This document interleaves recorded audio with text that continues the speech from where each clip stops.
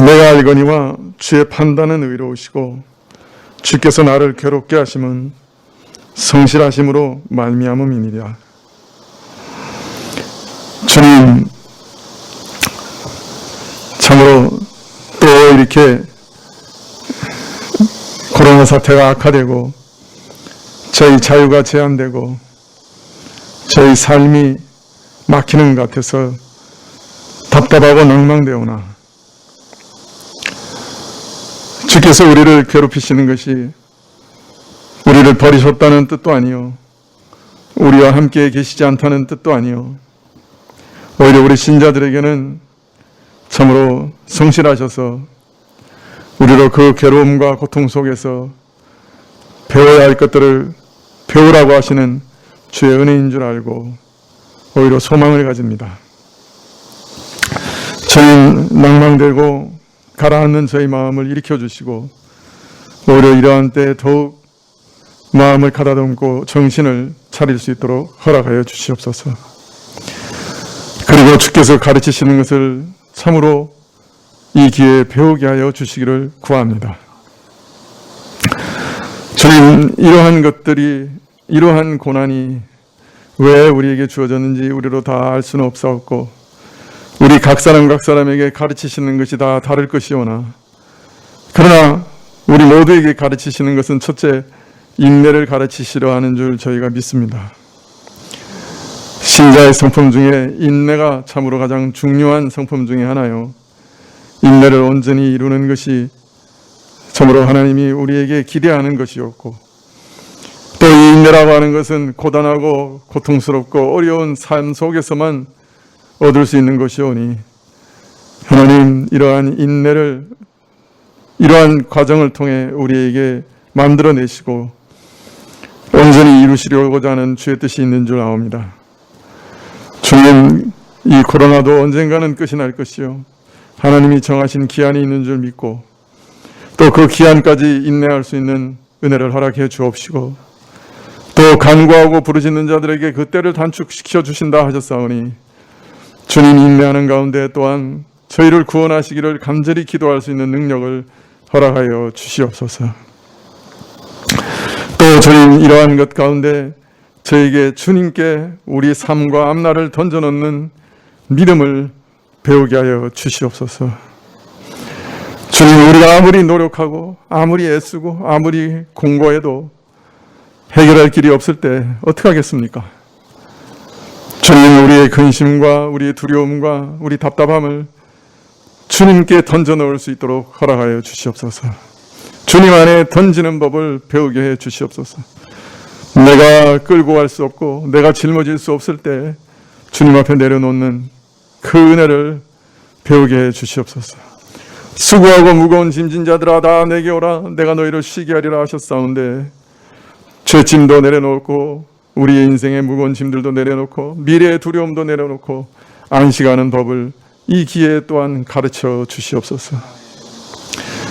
주님, 또한 이 기회에 혹 우리가 하나님 외에 의지하는 것들이 있었다고 하면 남모르게 숨겨놓고 하나님 외에 우상을 섬기고 있었던 것이 있었다면 주님, 그것들을 제거하게 하여 주시옵소서. 발견하고 제거하여 할 수 있도록 도와주시옵소서.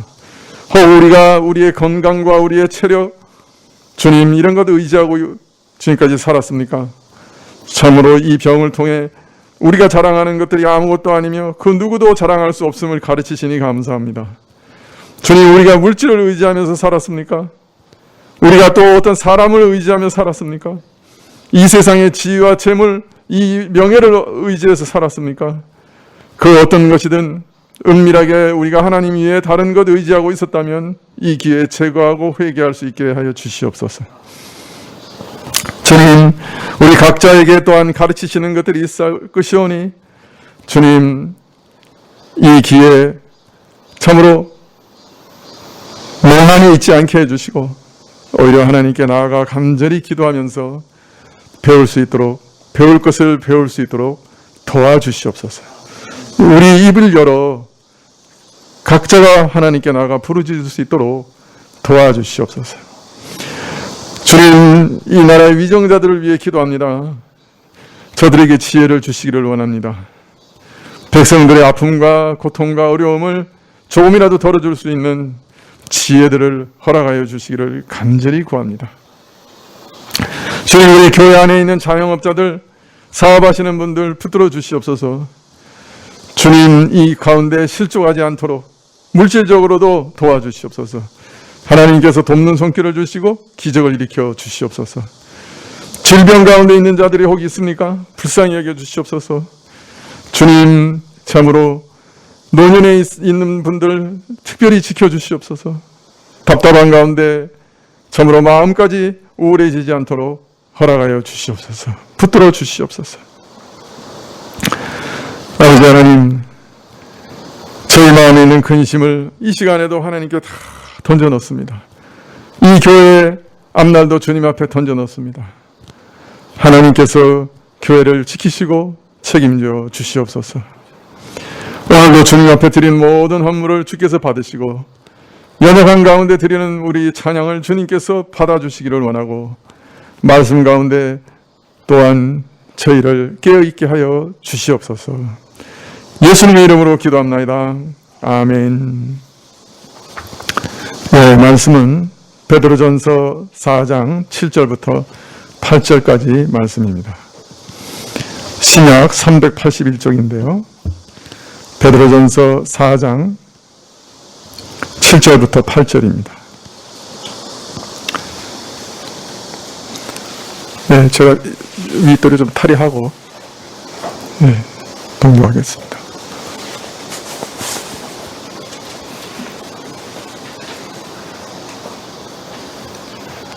네, 베드로전서 4장 7절부터 8절 찾으신 줄 알고 봉독하겠습니다. 만물의 마지막이 가까웠으니 그러므로 너희는 정신을 차리고 근신하여 기도하라. 무엇보다도 열심으로 서로 사랑할지니 사랑은 허다한 죄를 덮느니라.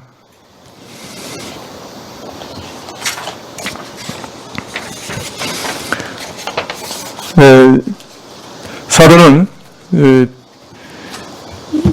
선을 행하다가 고난을 받는 것이 참으로 복되다고 말씀하셨습니다. 그리고 그 이후에 선을 행하다 고난을 받는 것이 왜 복된가 하는 것을 쭉 설명하시는데요. 첫째, 그것은 하나님의 깊은 섭리 가운데, 하나님의 뜻 가운데 허락된 것이기 때문에 우리 신자들에게 참으로 복된 것이다 라고 말씀하시고, 둘째, 선한 양심 가운데 선을 행하다 고난을 당하는 신자들은 반드시 예수님이 이르신 그 영광의 보좌에 함께 이르게 될 것이기 때문에, 그 예수님의 영광에 함께 동참하게 될 것이기 때문에 복되다, 그렇게 말씀하십니다.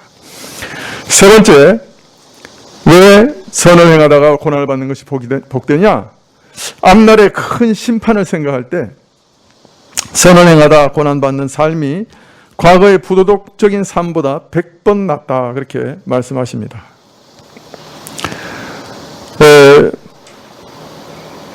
오늘은 사도가 선을 행하다가 고난을 받는 것이 왜 복된가 하는 것을 설명하시는 와중에 이 심판날을 의식하면서 우리 신자들이 이 심판날을 의식하면서 어떻게 살아야 하는가 하는 것을 말씀하고 계시는데, 오늘 그 말씀의 시작입니다. 7절 보면 만물의 마지막이 가까웠으니 그러므로 너희는 정신을 차리고 근신하여 기도하라. 사도는 바로 앞에 4장 5절에서 저희가 산자와 죽은 자 심판하기를 예비하신 자에게 직고하리라, 이렇게 말씀하셨습니다. 즉 모든 인류를 심판하실 마지막 심판이 이제 온전히 예비되어 있다, 준비되어 있다, 지금은 바로 그런 때다라고 말씀하셨지요. 그런 다음에 오늘 말씀에 만물의 마지막이 가까웠다, 이렇게 말함으로써 이 긴장을 더욱 고조시키고 있습니다. 왜냐하면 이 만물이 마지막이 가까웠다 할 때 이 가까웠다는 말은 예수님께서 이스라엘 앞에 나타나셔서 회개하라, 하나님 나라가 가까웠다 라고 말씀하실 때 그 말하고 똑같은 말이에요.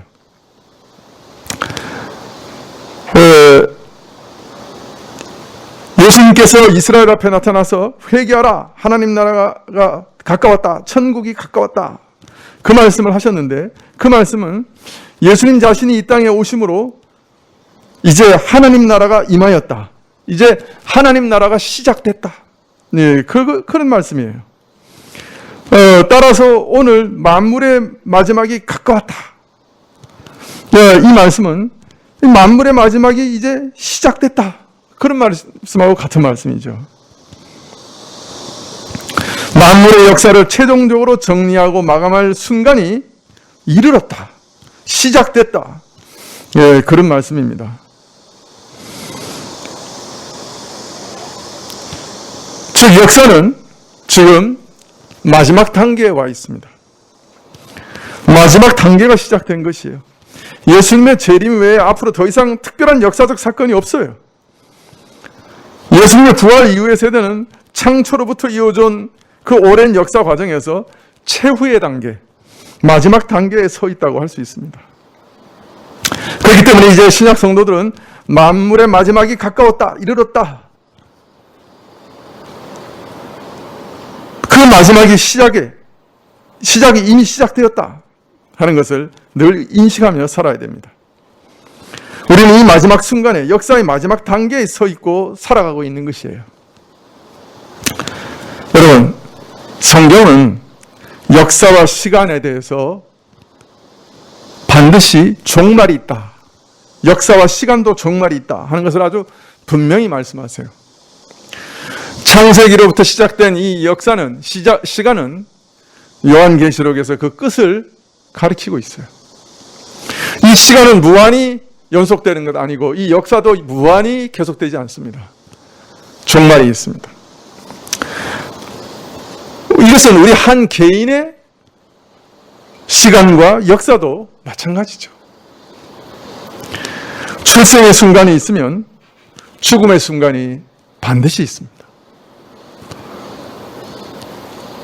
오늘 사도는 신자가 이 마지막 때를 어떻게 준비해야 되는가, 그리스도의 재림과 함께 만물의 회복의 때를 기다리고 사는, 마지막 심판의 날을 앞에 두고 사는 우리 신자들은 어떻게 살아야 되는가 하는 것에 대해서 말씀해주고 계십니다. 인류 역사의 마지막, 예수님의 재림을 앞두고 있고, 또 어떤 면에서 우리 각자는 우리 개인의 시간의 종말, 죽음을 앞두고 살아갑니다.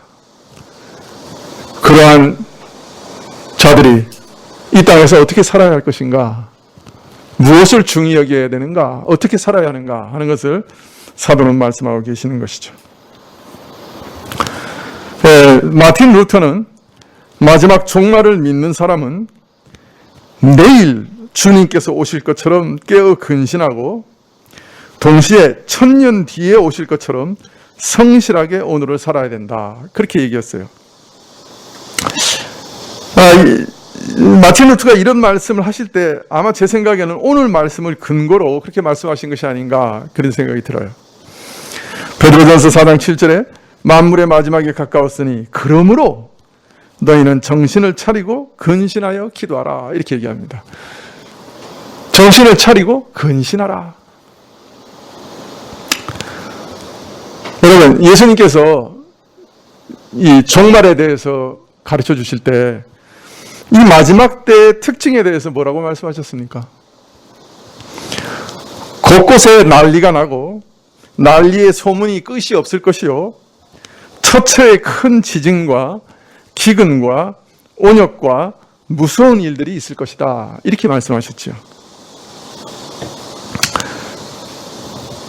큰 지진과 기근과 온역과 무서운 일들, 난리의 소문. 어떻습니까? 우리가 지금 살아가는 이 시대도 이러한 소문들을 계속 듣고 있죠. 정치, 경제, 사회, 국제적으로 지금처럼 긴장감이 흐르는 그런 시대가 없었을 정도로 우리 인생 가운데 가장 긴박한 시대를 우리가 살고 있죠. 코로나 사태로 인해서 가정과 사회, 국가적으로 어떤 면에서 격변이 일어나고 있죠. 나라들마다 많은 사상자들이 일어나고 있고 환자들이 생기고, 그보다 더 문제는 경제가 요동하고 있습니다. 심지어는 기근의 위협이 커지고 있고요. 무엇보다 각국 정부에 대한 국민들의 불만이 임계점에 도달해 있습니다. 몇몇 나라들은 이미 터져 나오고 있죠. 쿠바, 또 남아프리카 공화국, 또 유럽의 나라들 중에도 봉쇄 조치를 참지 못해서 데모가 일어나고 지금 나라들이 요동하고 있습니다. 지금은 국가 간의 전쟁이 문제가 아닐 수도 있어요. 지금 각 나라의 정부 자체가 앞으로 계속 존속할 수 있느냐 하는 위기 가운데 서 있습니다. 국민들이 지금 자기들의 정부를 믿지 않습니다. 분노하고 있습니다. 그것은 한 나라만 아니고 거의 대부분의 나라가 다 마찬가지입니다. 그리고 국론이 다 분열되어 있습니다. 미국도 트럼프 시대 이후에 완전히 반으로 갈라져 있죠. 각 나라마다 다 그렇습니다.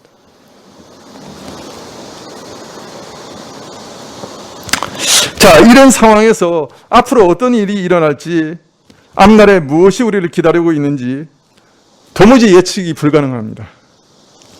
경제학자들도 어떤 사람은 인플레이션, 하이퍼 인플레이션을 준비해야 된다 이렇게 얘기하고, 어떤 사람은 디플레이션을 준비해야 된다고 얘기하고, 서로 의견이 너무너무 다 다릅니다.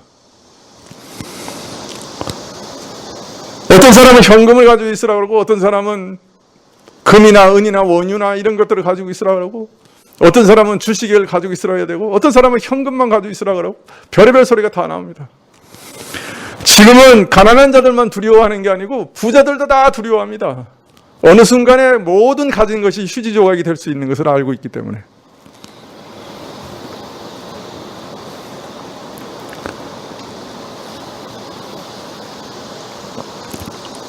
그런데 미래에 어떤 일이 닥칠지 모른다는 말은 우리가 앞날에 대해서 어떻게 준비해야 될지 모른다는 말이 되고, 또 우리가 앞날을 알지 못해서 어떻게 준비해야 될지 모른다는 말은 우리 개개인으로서는 어떻게 해볼 수 있는 일이 없다는 얘기가 됩니다. 변화에 대처하려면 미래를 예견할 수 있어야 되는데, 코로나 이후에 무엇이 기다리고 있는지 알지 못해서 이제 다들 두려워하고 있습니다. 요동치는 세상에서 우리는 불안과 염려, 두려움을 느낍니다. 그래서 정신적인 어려움을 겪는 사람들도 점점 많아지고 있습니다. 여러분, 이럴 때 필요한 것이 오늘 말씀하시는 것, 정신을 차리고 근신하는 것입니다. 정신을 차리고 근신하는 것, 이것이 지금 필요한 일입니다. 베드로 사도가 이 편지를 보낼 때 소아시아의 지역에 있던 사람들만 정신 차리는 것이 필요한 게 아니고, 오늘 바로 이 서신을 읽고 있는 우리도 정신을 차리고 근신해야 됩니다. 자, 그러면 정신을 차리고 근신한다는 말의 의미는 뭘까요? 자, 내가 이제부터 정신을 차려야지. 그러면 정신이 차려집니까? 지금 뭘 요구하고 계시는 거예요? 아니, 우리가 지금 정신 차리려고 노력 안 하는 사람이 어디 있어요? 이거 지금 허리를 동이고, 야, 이거 지금 정신 안 차리면 이거 완전히 굶어 죽는다, 이러고 있는데, 근데 여기서 진짜로 정신을 차리는 건 뭘 의미하는 걸까요?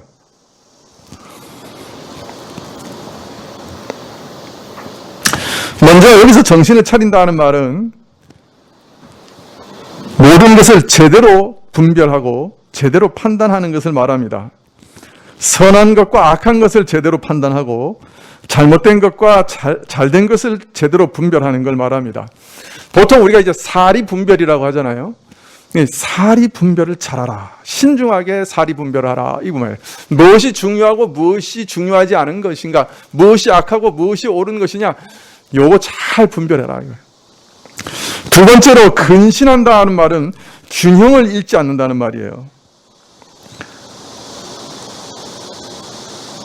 이리저리 흔들리지 않고, 여기 몰려가고 저기 몰려가지 않고, 저기 매몰되고 저기 이쪽으로 매몰되지 않고, 여기 중독되고 이러지 말고 잘 절제하고 균형을 잘 맞추라. 중용의 길을 잘 가란 말이에요. 만물과 그 역사가 최종 마무리되는 결정적인 단계요. 순간인 만큼 단 한 가지도 놓치거나 실수하지 않도록 어느 때보다 깊은 사려와 분별이 필요하고 이것저것 끌려다니며 균형과 방향을 잃어버리고 매몰되지 않도록 자신을 조절하고 절제하는 것이 참으로 요긴하다. 이렇게 얘기합니다. 자, 바울은 이것을 좀 다른 말로 가르쳤어요. 풀어서 가르쳤어요. 고린도전서 7장 29절에 말씀을 하시는 것이 이와 같은 말씀이라 생각이 듭니다. 여러분, 고린도전서 7장 29절을 한번 찾아보실까요?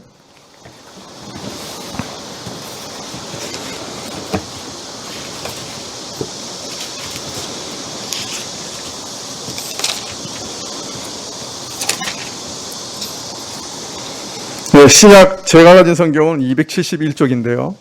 271쪽인데 우리 같이 한번 읽어볼까요? 고린도전서 7장 29절부터 31절까지. 네, 시작. 형제들아, 내가 이 말을 하노니 때가 단축하여진 고로 이후부터 안에 있는 자들은 없는 자 같이 하며 우는 자들은 울지 않는 자 같이 하며 기쁜 자들은 기쁘지 않는 자들 같이 하며 매매하는 자들은 없는 자 같이 하며 세상 물건을 쓰는 자들은 다 쓰지 못하는 자 같이 하라. 이 세상의 형적은 지나감이라. 여러분, 바울은 안에 있는 자들은 없는 것 같이 하라 그랬습니다. 신자는 이 가정을 통해 이루시는 하나님의 선한 뜻을 누구보다 잘 알기 때문에 가정에 충실해야 되는 것 너무나 분명합니다. 자, 그런데 오늘 바울이 아주 이상한 얘기예요. 이 마지막 때, 세상의 형적이 이제 막 지나가는 이때 너희 어떻게 살아야 돼? 안에 있는 자는 없는 것 같이 살아야 됩니다. 이렇게 얘기해요. 이게 무슨 말이에요? 우리가 누구보다도 가정과 아내에게 충실된 삶을 살아야 되지만, 그러나 부부 생활이나 가정이 신자의 삶의 가장 최우선적인 목적이 되어서는 안 됩니다. 아내를 즐겁게 하는 것이 인생의 최고의 목적이 되면 안 됩니다. 그게 우리 인생의 최고의 목적이 될 수 없어요. 미안한 말이지만 가정이 우리 인생의 최고의 목적이 될 수 없어요.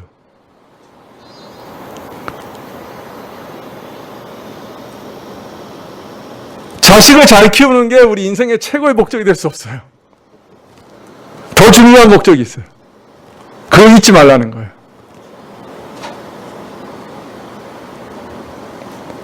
만일 우리가 여기서 우선권을 잃어버리면 이 마지막 시대 때 근심과 걱정과 두려움 속에서 헤어날 길이 없을 거예요.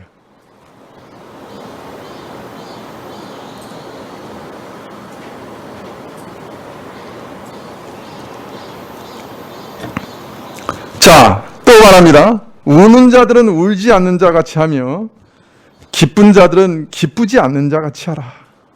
이건 또 무슨 말이에요? 쉽게 말하면 세상 것에 너무 희희낙낙하지 말라는 거예요. 세상 것을 잃었다고 울고 세상 것을 얻었다고 웃지 말라.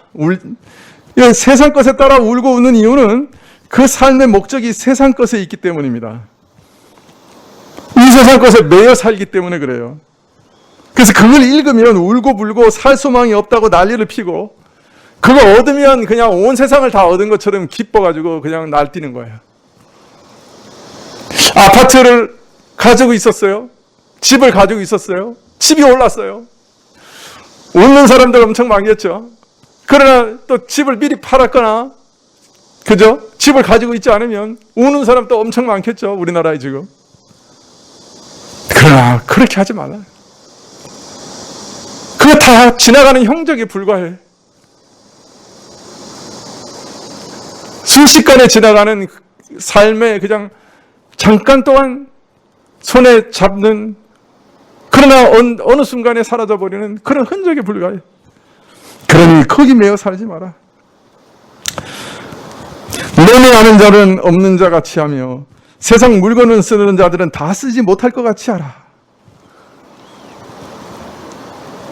세상의 것을 사고 팔며 가지는 그 모든 것이 영원한 것이라고 생각하지 마라. 세상 것을 내가 영원히 다 가지고 쓸 것이라고 생각하지 마라. 우리는 100년도 못 살면서 1000년 동안 쓸 것 같이 생각하면서 삽니다.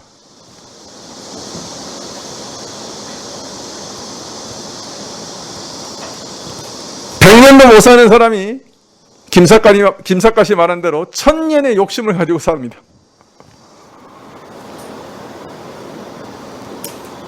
그렇게 하지 마라. 우리가 가진 거 다 쓰지도 못하고 주님 만날 거다. 거기 매여 살지 마라. 하나님이 부르시면 그때는 언제든지 손을 놓고 내가 가진 것 모든 것 놓고 가야 되는 것 잊지 마라. 삼성가의 그 재벌이 그 수십 수백조 재산을 모았지만 한순간 심장마비 일으키니까 그냥 그건 다 놓고 갔어요. 1000년을 살면서 써도 다 못 쓸 돈인데 그냥 다 놓고 갔어요. 미안한 말이지만.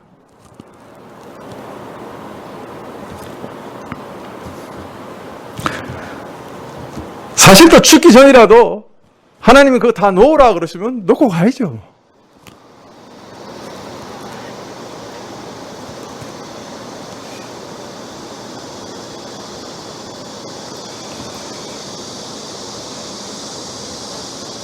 아파트 수백 채 가지고 있어도 토지 공개념 도입돼가지고 다 팔라고 그러면 이제 순식간에 다 날아갈 거예요. 잘못하면. 어떻게 될지 모르는 게 세상이에요. 하나님이 놓으라 그러시면 놓게 돼 있는 거예요. 거기 매여서 살면 일단 신경쇠약 걸리고 스트레스 받고 몸에 병 생기고 마음에 근심 생기고 우울증 생기고 매일 전전긍긍, 매일 불안, 매일 답답. 마음의 평안과 행복이라는 건 없어요, 사실. 그저 매일 쫄려서 사는 거예요. 매일 두려움 속에서 전전긍긍 살아요. 하나님이 얘기하세요. 거기 매여 살지 마라. 너희는 거기 매여 살 만한 자들이 아니다. 더 고귀한 자들이다. 더 고귀한 영광과 목적을 가지고 부르심을 입은 고귀한 자들이다. 이 세상 사람들처럼 거기 짐승처럼 매여 살지 마라. 그것이 바로 정신을 차리고 근신하라라는 말씀입니다.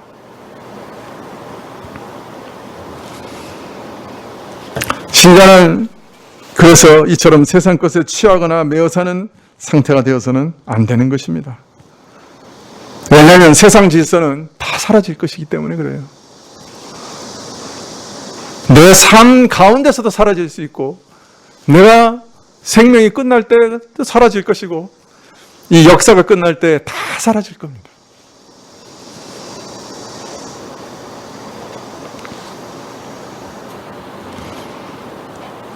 말세를 살아가는 신자에게 있어서 참으로 중요한 것은 무엇을 추구해야 되고 무엇을 버려야 되는가 하는 것을 잘 구별해야 되는 거예요.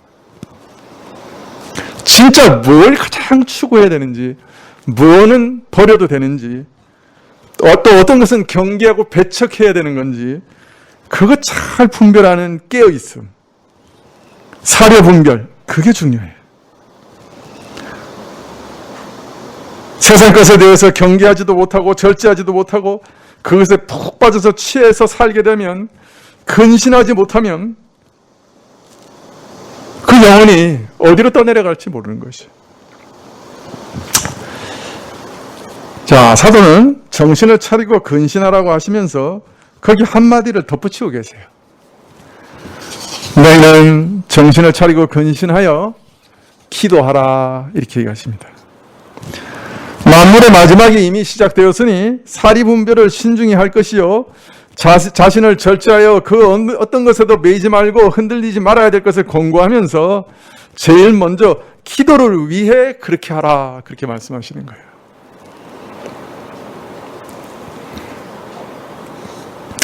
사실 우리가 먼저는 정신을 차리고 근신하기 위해서도 기도가 필요해요.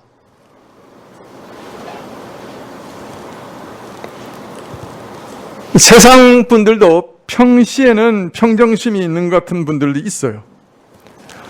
그런데 인생에 큰 파도가 몰아치면 한순간에 모든 것이 깨어져 버리면 정신을 잃어버리고 당황하는 것들을 많이 보게 됩니다. 그러나 기도하는 분들은 당황하지 않습니다.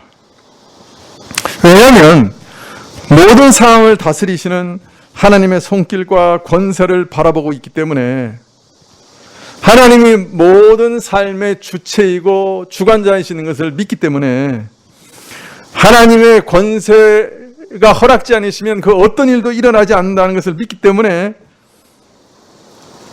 당황스러운 일들 앞에서도 두려움 없고 당황하지 않게 되고 현실을 직시할 수 있게 됩니다.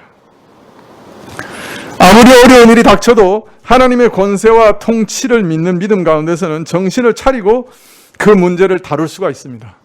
하나님이 허락지 않으시면 절대 일어나지 않는다. 그렇다면 하나님께서 여기 해결책도 두셨을 거다. 내게는 지금 나타나지 않았지만 하나님께서 나를 버리시지 않으신다면 여기 분명히 해결책이 있을 것이다. 믿는 거죠.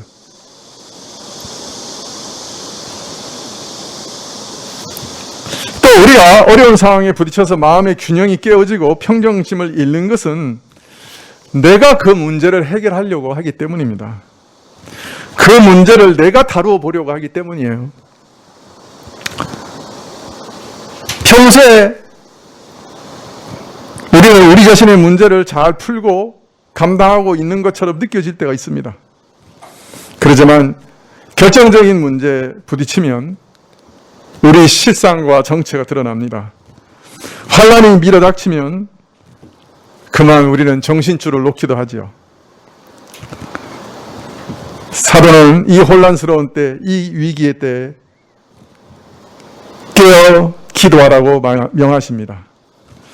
깨어있는 기도만이 혼란의 시대에 함몰되지 않고 믿음을 유지할 수 있기 때문이죠. 기도는 상황에 떠밀리지 않고 하나님의 계획과 손길 아래서 세상을 바라보고 침착하게 문제를 직시하게 하는 길입니다. 역으로 혼란스러운 상황에서 올바른 기도를 하기 위해서도 우리는 정신을 차리고 근신해야 됩니다. 너희는 정신을 차리고 근신하여 기도하라 하심으로, 정신을 차리고 근신하는 목적이 무엇이냐? 바로 기도하기 위해서라고 말씀하고 계시는 거예요. 왜냐하면 올바른 기도만큼 중요한 것이 없기 때문입니다. 하나님 없이는 우리는 살 길이 없어요. 그의 도우심이 없이는 살 수 없어요.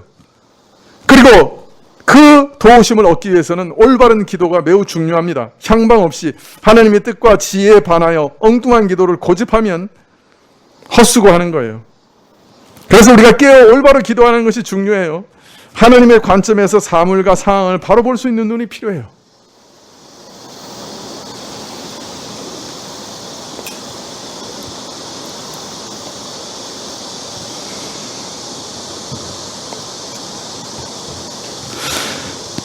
이처럼 사도 베드로는 기도를 무아지경에서 드리는 무엇으로 여기지 않았습니다. 기도는 맑은 정신으로 분별력 있는 깊은 생각 가운데 주님과 교통하는 것으로 여겼지요. 베드로에게 기도는 열렬하나 깊은 분별력을 동반한 고뇌에 찬 이성적 활동이었습니다. 이런 기도를 드릴 때 하나님의 뜻에 합하는 기도를 드릴 수가 있고, 복잡하고 혼란스러운 상황 가운데서 하나님의 능력과 인도하심을 얻을 수 있는 것이죠. 따라서 바른 생각으로 기도할 수 있기 위해서는 때를 분별하고 현재의 상황에 대해 각성하고 그것을 정확히 분석하는 동시에 하나님의 선하시고 지혜로운 뜻을 분별하는 지혜가 반드시 필요합니다.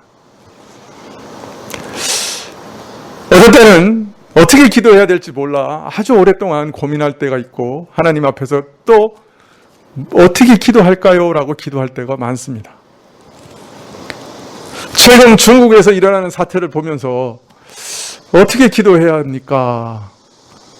위구르 사태를 보고 어떻게 기도해야 합니까? 보편적인 인권의 문제를 가지고 하나님께서 구원해 주시도록 기도해야 됩니까? 아니면 이슬람 세력을 그래도 신장에서 막고 있으니 중국이 잘하라고 기도해야 됩니까? 어떻게 기도해야 되죠? 북한의 핵을 없애달라고 기도해야 됩니까? 아니면 북한에 핵이 있어 버티고 있으니 중국과의 완충지대로 거세게 일어나는 중국 앞에서 방파제로 버티게 해주는 것이니 있으라고 해야 됩니까? 제 생각이 좀 엉뚱합니까? 사실 한 사건이 가지고 있는 의미는 간단하지 않습니다. 만일 북한 핵이 사라지는 것이 주의 뜻이라면 벌써 몇 번이고 해결할 수 있는 기회가 있었어요. 역사 가운데. 근데 아직까지 오히려 우리 기도하는 정반대로 핵이 계속 있어요. 무슨 뜻인가요? 우리는 거기서 합당한 기도의 제목을 찾아내야 될 거예요.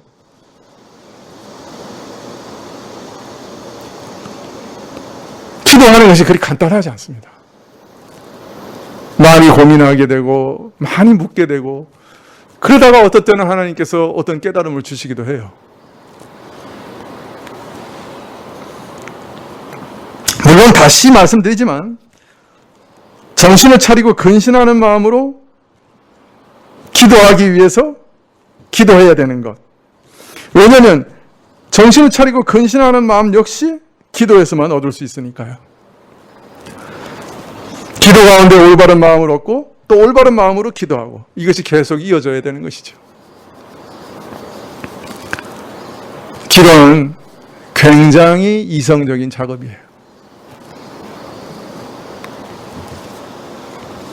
자, 마지막 시대를 사는 우리는 어떻게 살아야 하는가?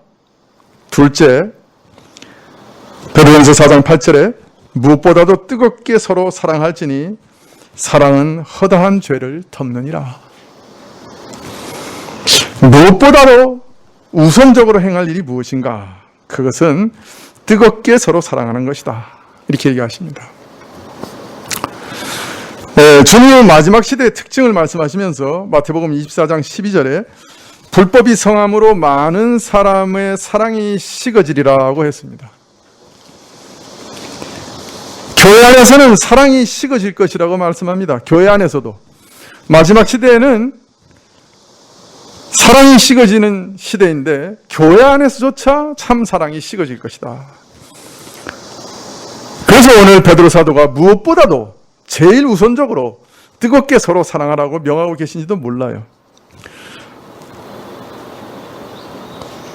사람들은 사랑할 줄 모릅니다. 왜 그렇습니까? 자기밖에 사랑하는 게 없기 때문에 그렇습니다. 이것이 또한 마지막 시대의 특징이에요. 디모데후서 3장 2절에 이하에 보면 사람들이 자기를 사랑하며 이렇게 돼 있어요. 그러니까 다른 사람을 사랑하는 것은 점점 식어지는데 이 시대의 특징은 자기를 사랑하는 것은 아주 지독하게 강해지는 거예요.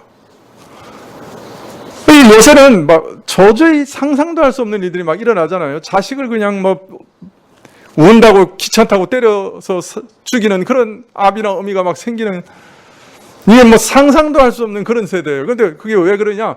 자기만 사랑하기 때문에 그래요. 근데 자기 사랑은 병든 사랑이에요. 자기 문화를 묵상하고 사랑하고 애착하면 결국은 우울증으로 빠질 수밖에 없어요. 왜 우리가 지금 우울증이 많으냐? 사실은 자기를 가장 사랑하는 병에 걸려 있어서 그래요. 많은 경우가.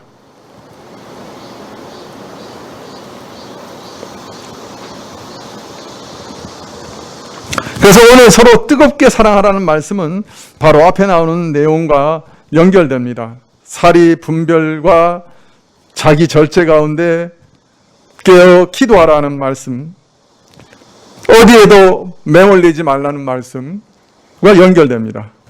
이처럼 자기에도 매몰되지 않고 올바로 기도하며 하나님께 은혜를 구할 때 우리는 서로 깊이 사랑할 수 있는 하나님의 은혜를 얻을 수가 있습니다. 그런 사랑에는 어떤 악하고 부끄럽고 거짓된 것도 끼어들 여지가 없어요.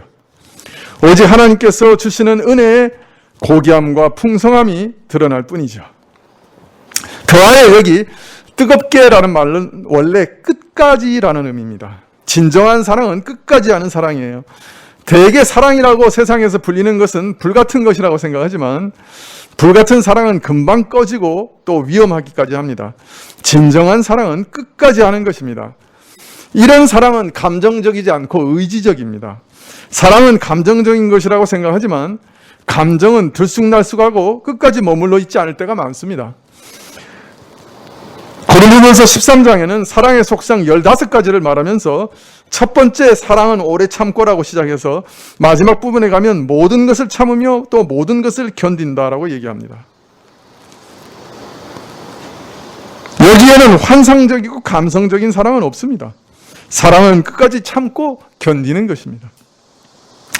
예수님께서 제자들을 사랑하실 때 끝까지 사랑하셨습니다. 예수님을 배반하고 잡아 죽이려는 가룟 유다를 최후 만찬의 순간에까지 사랑하시고 저에게 회개를 촉구하십니다. 끝까지 사랑하셨지요. 아가페 사랑입니다. 만약 하나님이 우리를 지금도 끝까지 이처럼 사랑하지 않으신다면 오늘 우리는 여기 있지 못했을 겁니다.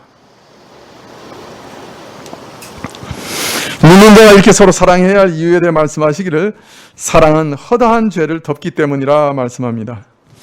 일찍이 베드로는 예수님께 형제들을 몇 번이나 용서해 주어야 합니까? 라고 물은 적이 있습니다. 그러면서 베드로는 한껏 양보해서 제가 7번 용서하면 되겠습니까? 라고 질문합니다. 그러나 예수님께서 별로 감동받지 않으셨어요. 오히려 7번 아니라 70번에 7번까지로 하라. 이거 490번만 하라는 얘기 아니죠. 무한히 계속하라. 그렇게 용서하라고 말씀하신 것이죠. 하나님은 지금도 우리를 끝까지 사랑하시되 우리 죄를 횟수에 상관없이 끊임없이 용서해주고 계십니다. 만약 하나님께서 7번만 우리를 용서하셨다, 그럼 우리는 여기 서 있을 사람 아무도 없을 거예요. 물론 우리의 사랑은 죄의 값을 치를 수는 없습니다. 그리스도 한 분만이 그 대가를 다 지불하셨죠. 하지만 우리는 하나님의 이러한 자비를 모방할 수 있습니다. 우리가 우리 형제를 용서하기 위해서 우리가 대가를 지불할 수 있습니다.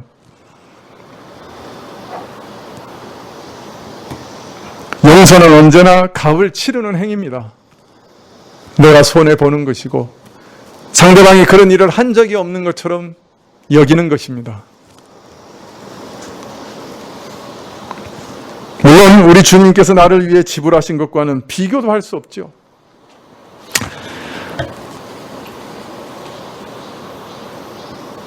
우리가 하나님의 사랑과 자비를 모방하면 형제자매들의 허다한 죄를 용서의 사랑으로 덮을 수 있습니다. 하나님께서 그렇게 하기를 지금도 원하십니다. 자, 오늘 마지막 때 신자들이 어떤 일에 주의해야 되는가? 첫째, 정신을 차리고 근신해야 합니다.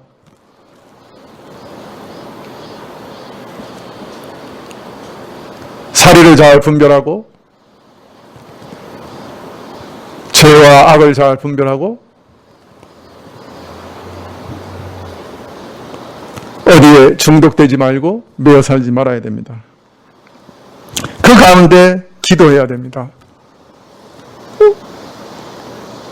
근신하기 위해 기도하고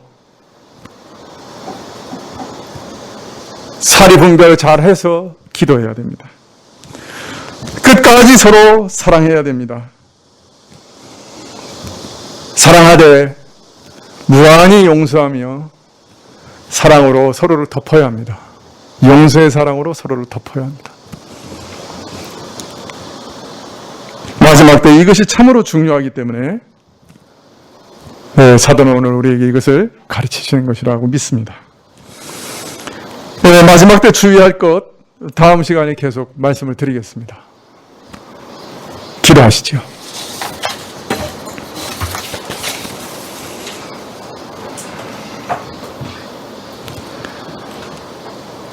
주님, 참으로 여러 번 말씀을 들었습니다.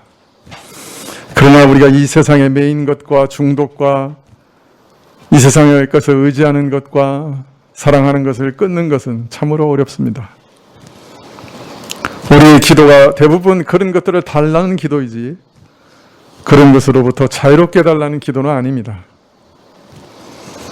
우리의 기도가 주님께 응답받지 못하는 많은 것들 중에 참으로 올바르게 기도하지 못하기 때문인 줄 압니다. 주님 우리 기도를 바꾸어 주시고 참으로 깨어 근신하며 올바르게 기도할 수 있도록 저희 기도 생활부터 새롭게 하여 주옵소서. 기도 가운데 하나님과 교통하고 주의 뜻을 발견해 나가는 은혜가 있게 하여 주시옵소서. 서로를 사랑하게 하시되 끝까지 사랑하게 하시옵소서. 낙심하고 포기하지 않게 해주시고 용서의 사랑으로 서로 덮으며 살아가게 해주십시오. 이러한 자들에게 주시는 무궁한 평강과 행복을 우리 마음속에 주셔서 우울함에서 벗어나게 해주십시오. 예수님의 이름으로 기도합나이다. 아멘. 네, 79장 찬송하시겠습니다.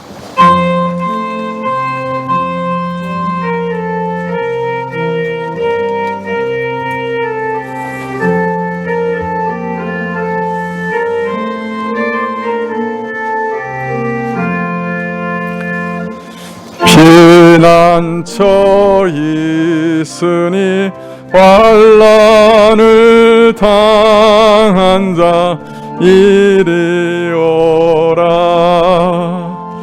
땅들이 변하고 물결이 일어나 산 위에 넘치되 두렵지 않네.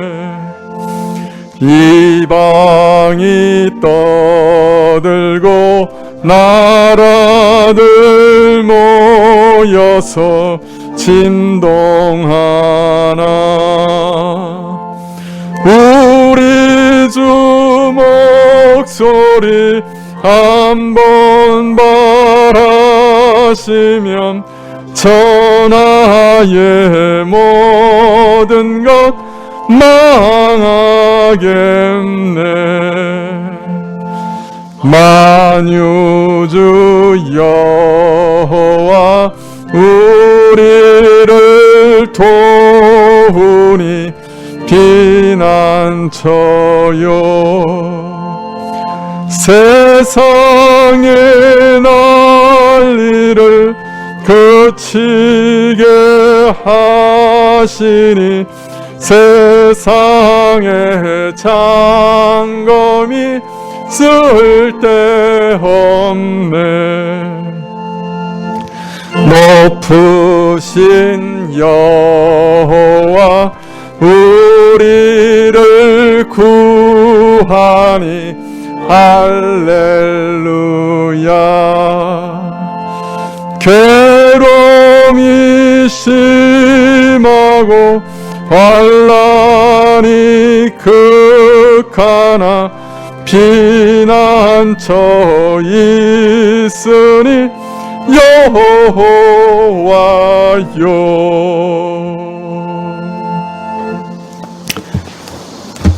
지금은 우리 주 예수 그리스도의 은혜와 하나님 아버지의 그 크신 사랑과 이 은혜와 사랑을 깨닫게 하시고 누리게 하시는 성령님의 교통하시고 역사하심이 깨어 기도하며 기도 가운데 깨어 있기를 원하며 서로 사랑하기를 원하며 머리 숙인 주의 백성들 위해 지금부터 영원까지 함께 계실지어다. 아멘.